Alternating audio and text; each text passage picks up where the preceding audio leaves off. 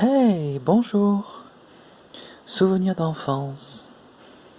Il y a 24 à 25 ans, je passais le brevet d'endurance. Voilà, il y avait le nom, le prénom, date de naissance. Il n'est pas toujours hyper précis. Par exemple, là, endurance, premier test, 2 minutes barré 9 minutes. Moi, j'y comprends rien. La personne qui m'a fait ça, elle n'a pas été hyper rigoureuse. Les lancers. Donc, premier essai, 4,50 m. Deuxième essai, 6 mètres.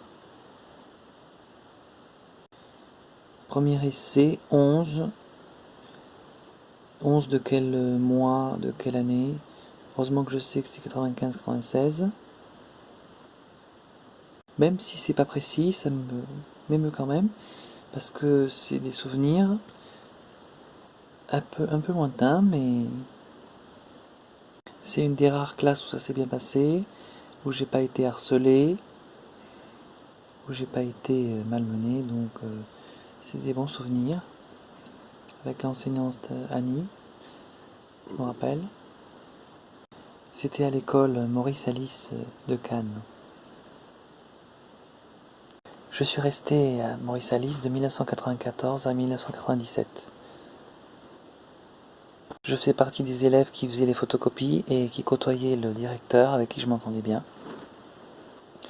J'y allais de temps en temps, même dans son bureau, ce qui était une occasion exceptionnelle.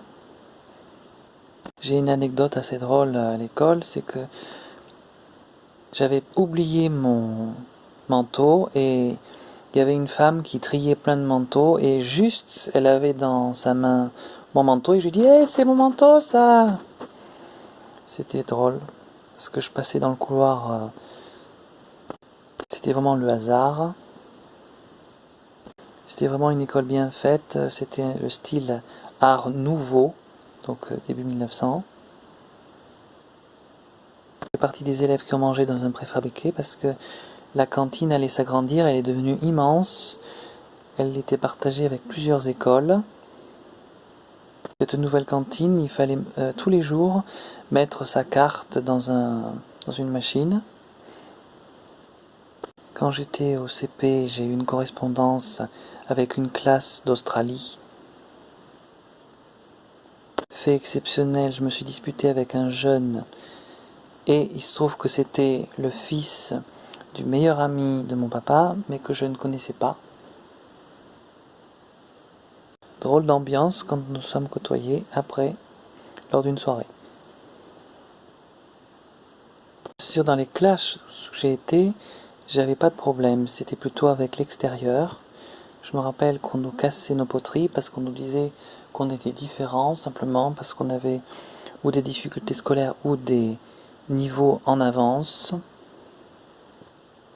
C'était une école à l'époque plutôt libre, sauf quelques enseignants qui étaient sévères. Il y avait des enfants qui faisaient des bêtises. Il y a même un enfant qui est passé à travers les vitres.